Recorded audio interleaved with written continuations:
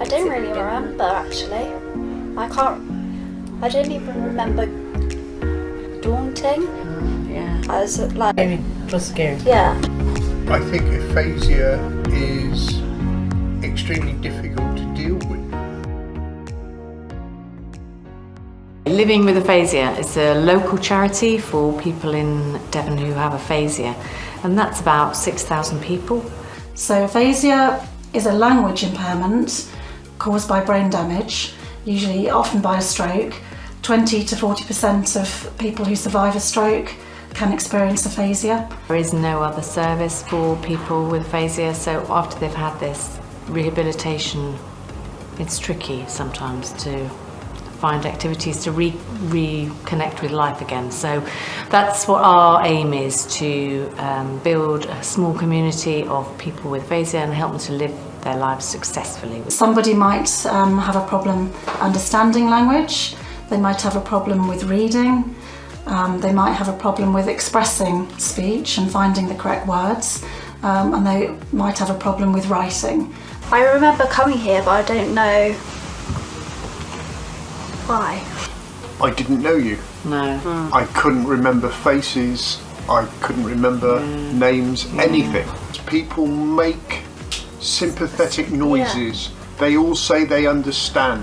Yeah. And you know That's damn not- well yeah. that they don't. Quite an important thing for this group is to get the word out. Yeah. Oh yes. You know, and it seems quite important for people with aphasia to get the word out. Even when I couldn't speak, and I don't even remember what I was doing in the hospital at the time, that I wouldn't take any tablets.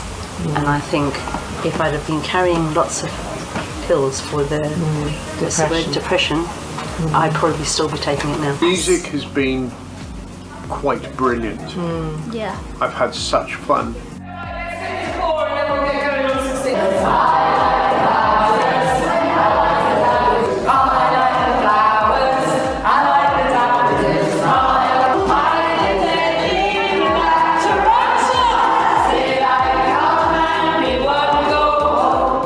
Part of the community that we're building in the charity of Living with Aphasia is with other professionals, and we've worked really closely with speech and language therapists, rehabilitation teams, care agencies, and anyone else who's interested in aphasia or working with aphasia, and that's worked really well. And we've offered workshops of training for them as well, but just to have their support is fantastic and really. So we want to try and maximise the language capabilities a person has. And also, as well as maximising those language capabilities, we want to support and give strategies where there's a deficit.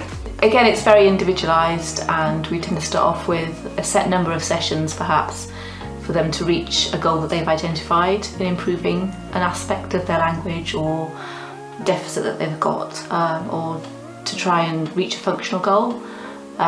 Maybe go out shopping by themselves. We've got 3 activities now. We've grown since we started 2 years ago. We started with a drop-in conversation group where people can meet others who understand about aphasia.